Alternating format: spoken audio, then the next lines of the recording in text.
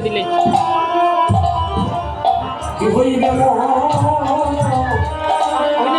আমার শেষ বয়সে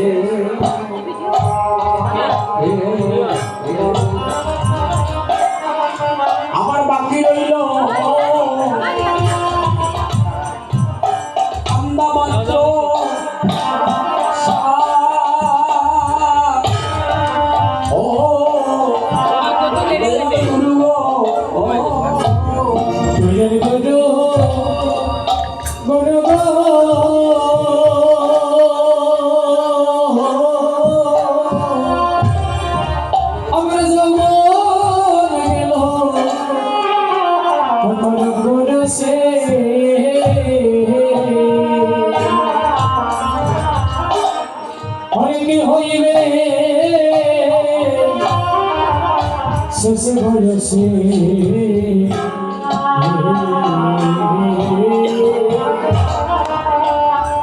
আমার বাকি রইল ওই কান্না মাত্র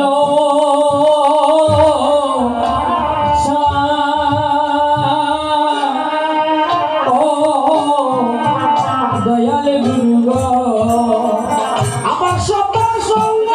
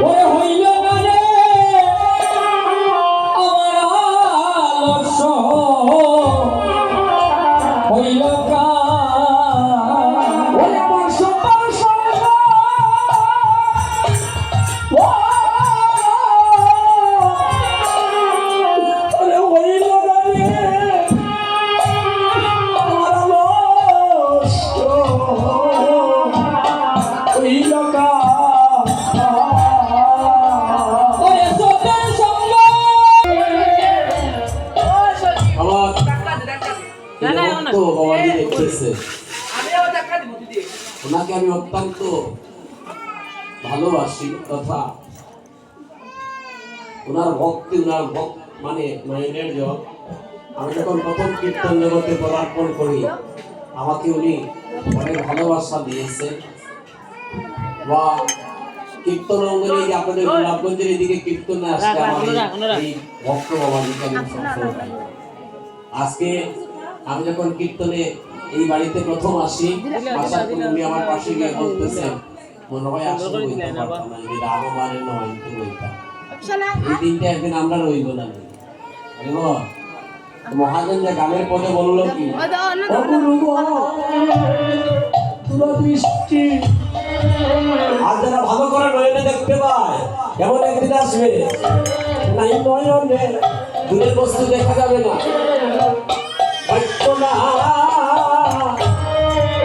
আমি শুধু শ্রবণে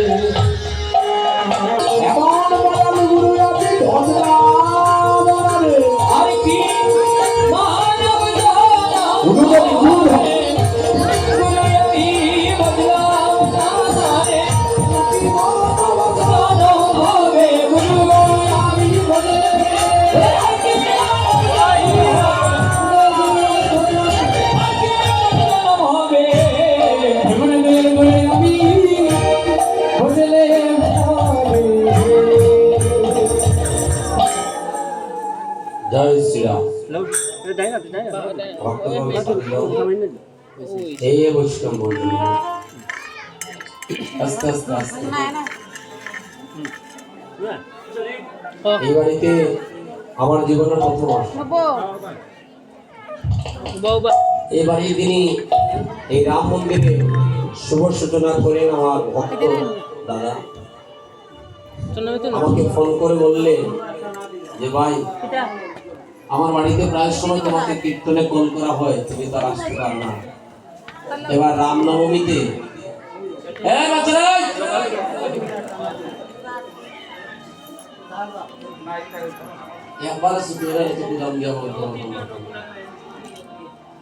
একটু সান্ত্বনা দেও না, আস্তে আস্তে কত নীরব হবে, আমার কথাগুলো শুনতে আপনাদের ভালো লাগে। আমার বউ এবার রামনবমীর দিন দিনের বেলা একটু যদি কীর্তন করে, এমবি নাই লাইভ করলাম তো আমি তো আর ভালো করে ওনাকে মানে একে ব্লক করে রাখি আমার বাড়িতে আইবে না কেন নইতে কিনে ধরে না কথা বলতে আমার করে বলতে রাখে। সময় আমার গুরুদেবের দেন কথা বস্তি বলতে লিখছি। শুরু করে। আমার গুরুপাদ বেদুরাম প্রভুপাদ সুল তুলো তুরা শ্রী শ্রী প্রভুপাদ 108, ওইছে মহন্ত মহারাজ শ্রী শ্রী সমানন্দ মহন্ত মহারাজ, আমি এক নগণ্য শিষ্য। যখন আমার গুরুদেবের কথা বললেন, আমি বললাম আপনার বাড়িতে আমি গান গাই, কারণ এই জগতে আমরা কলিযুগে তথা মানব জাতির গুরু ছাড়া উদ্ধারের কোনো গতি নাই। গুরু দইয়া গৌরাঙ্গ বজিয়ে সেই পাপী নরকে মরে। এদিকে ওনাকে কথা দিয়েছি, তার আগে আমার আজকে গতকালকে কীর্তন ছিল ঢাকা গাজীপুর, ঢাকা বিভাগে আরেকটা জেলা গাজীপুর। ওখানে কীর্তনে গেলাম, কীর্তন শেষ করেছি 1:30টার দিকে, 2টায় গাড়িতে উঠলাম। গাড়ি নিয়ে আমাদের গাড়ি ভালো একটা চাকা, এটা ফুটো হয়ে যায়, মানে লিক হয়ে গেছে। দিনের বেলা নিজে গিয়ে ঠিক করাইলাম, বিকালে দেখে এটা আবার নষ্ট হয়ে গেছে। ও নিচে আমি এই সাইডে নিচে আসলে উঠার ঠিক আধা ঘন্টা আগে আবার ভালো করে এটা জুতাটা নামাইলেন ঠিক করবো, কারণ খার জুতা প্রায় 250 কিলোমিটার আমাকে রান করতে হবে সকালে, তাও দ্রুত আসতে হবে এখানে গান করার জন্য। আপনাদেরকে সময় দেওয়া হয়েছে 11টা। যেই মুহূর্তে বাইর হয়েছি, বড় জোর 2 কিলোমিটার যাওয়ার পরে ওই চাকা আবার লিক হয়ে গেছে। এই বল এখন কি করব, রাত্র তখন বাজে প্রায় 2টা 20 এরকম। এটা তো আর চাকা ঠিক করানো যাবে না, আর ঈদ পরবর্তীতে সবকিছু একবারে নীরব হয়ে যায় রাত্রে বেলা। ড্রাইভার সবকে বললাম আমাদের এক্সপিআর লাগাও, যদি রাস্তাঘাটে কোনো জায়গাতে পাই আর ওইটা নিয়ে ঠাকুর ঠাকুর করে চলি। আসলে আমরা আসার আগে আমার গাড়ির মধ্যে আমার গুরুদেবের বিগ্রহ মানে চিত্রপট আমি রাখি, সবসময় গুরু প্রণাম করে গুরুদেবের চরণে দিয়ে দিলাম যে প্রভু গো, মান রাখা, তুমি ডুবাইলে ডুবাইও, আর তুমি মান রাখলে রাখি। আর কথা দিয়েছি আজকে যদি আপনাদের এই বাড়িতে আমি কীর্তনে না আসতে পারতাম, আমার অসুবিধাটা কেউ বুঝতো না, সবাই আমাকে নিয়ে বদনাম করতো। বিধুজন্ম কথা দিয়ে কথা রাখে না, কি বলে? এখন দেখেন, যে চাকাটা 5 কিলোমিটারে যাওয়ার কথা না, এই চাকা দিয়া আমরা প্রায় 250 কিলোমিটার রান করে আপনাদের বাড়িতে আসি, এখানে কীর্তন করতে আসি। আপনারা ওইখানে নিচে গাড়ি রাখা আছে, চাকাটা দেখলে আপনারা কেউ বিশ্বাস করতে না যে এই চাকা নিয়ে এত দূর রান করে আসা যায়। তারপরে বারবার এই গাড়ির কথা মনে হচ্ছে, ঠাকুর কিভাবে যাব, মান থাকবে কিনা, এই যে একটা চিন্তা। তৎসঙ্গে শ্রীরামকে স্মরণ করছি, শুনেছি এই বাড়িতে জাগ্রত রাম সীতা আগমন ঘটে, এই বাড়িতে জাগ্রত রাম সীতা আছে। তাহলে আমি মনে মনে ভাবলাম যে না, কিছু একটা হবে, যে আমি গান গাইতে পারবো। এদিকে দেখেন 4:30টার দিকে বৈরব থেকে জাম, প্রায় 8:30টা পর্যন্ত আমরা যাই। এখন দেখেন তারপরে একটা বাধা হচ্ছে না, আপনাদের এখানে 11:30টায় এসে দেখি মামা বাইছে তাদের কৃপায় এখানে এসে পৌঁছে একটু দেরি হয়ে গেছে আসলে উঠতে। তার জন্য আমার দলের পক্ষ থেকে আমি কীর্তনিয়া শ্রী বিদুচন্দ্র আপনাদের কাছে ক্ষমা প্রার্থী হলাম। আপনারা কৃপা করে আমাকে ক্ষমা করে দিন। আপনাদের অনেক কষ্ট হয়েছে, আমি বুঝতে পারছি। অনেক কষ্ট হয়েছে, সবাই কিরকম একটা শব্দ করে, মানে আমি একটু দূর থেকে বললে সবাই ক্লিয়ার শুনবে। হ্যাঁ এই বাবু, এই বসে কেউ তো তাই না। তাহলে মায়েরা গো, আপনারা কৃপা করে আমাদেরকে ক্ষমা করে দেবেন। এবার আমরা আপনাদেরকে নিয়ে একটু আস্বাদন করব ভক্ত সুদামা। যে ভক্ত সুদামা পালার মধ্যে রামের, শ্রী রামচন্দ্রের এমন একটা দৃষ্টান্ত আছে, যে দৃষ্টান্ত যদি আপনারা শ্রবণ করেন আপনারা কেউ না খেতে পারবেন না। আমি এমন একটা অভাগা জানি, রাধা গোবিন্দের গুণগান গাইতে গাইতে আমার শ্রীরাম সম্বন্ধে আমি একটু কম জানি। আমাদের তো অষ্টকালীন কীর্তন করে আমি রামায়ণ জানি না। আমাকে আজকে অভাগা মনে হচ্ছে, যদি আমি রামায়ণ জানতাম আজকে আপনাদের সবাইকে নিয়ে রামের দুইটা কথা, রামায়ণের কথা বলতাম। আমি আপনাদেরকে নিয়ে রামের কথা বলবো। আজকে রামনবমী, আজকে কালীর পুজো চলতেছে। কালীর পুজো, কালীর পুজো না, অকালে হয়েছিল দুর্গা পূজা। অকালে কখন? আমার শ্রীরামচন্দ্র করেছিলেন অকালে দুর্গা পূজা। আচ্ছা আচ্ছা, ছোটরা কথা বললে মেনে নেওয়া যায়, কিন্তু বড়রা যদি কথা বলে এটা মেনে নেওয়া যায়? তুমি দিয়া দাও, আমি ধরি। আশা করি আর কেউ কথা বলবে না। এটা আমার একটা বিশ্বাস। আসিস না, আর যদি বলতে হয় এমন ভাবে বলবেন যেন আমাদের কানে না আসে। আমাদের কানে আসবে, আমরা দু চারটা কথা বলবো, তারপরে বলবেন বিদুচন্দ্র কীর্তনী বালানা হাজলজ্জা। লক্ষ্মীপতি মায়েরা সবাই মিলে রাম নাম স্মরণ করুন। রাম নামে, ওই রাম নাম জপ করলে একদিন মোহ নদী পার হয়ে যাওয়া যায়। সীতা দেবীকে হরণ করেছে রাবণ, সীতা দেবীকে হরণ করেছে রাবণ। এদিকে সীতা দেবীকে উদ্ধার করার জন্য মা দশভুজা মায়ের কৃপার প্রয়োজন। দশভুজা মায়ের কৃপার প্রয়োজন। রামচন্দ্র নিজেই দুর্গা পূজা করবে। হনুমানকে বললেন, হনুরে বাবা দুর্গা পূজা, আহা এটা লাগবে না রে ভাই, এটা লাগবে না, এটা এখন শব্দ করবো আর আসো না কান্দার যখন এটা সালাম করে। হ্যাঁ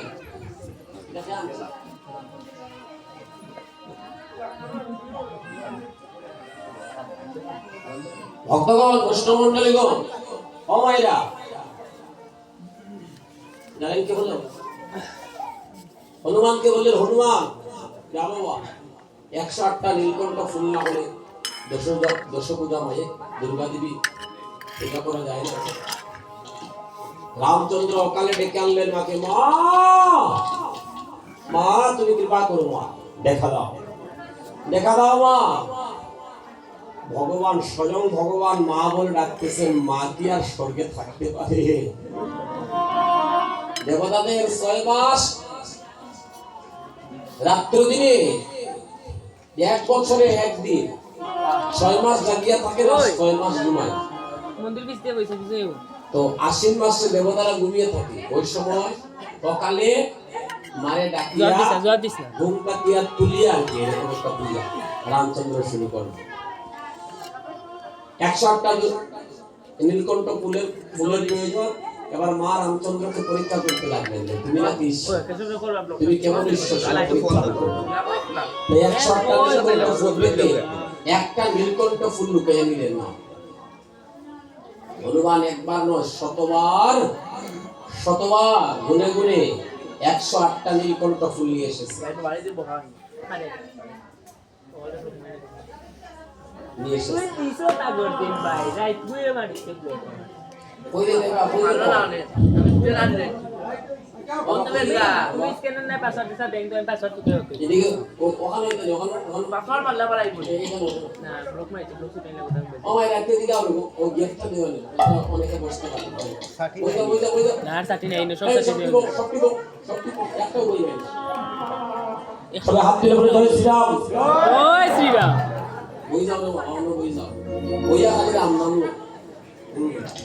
তাহলে মায়েরা গো, 108টা নীলকণ্ঠ ফুলের প্রয়োজন।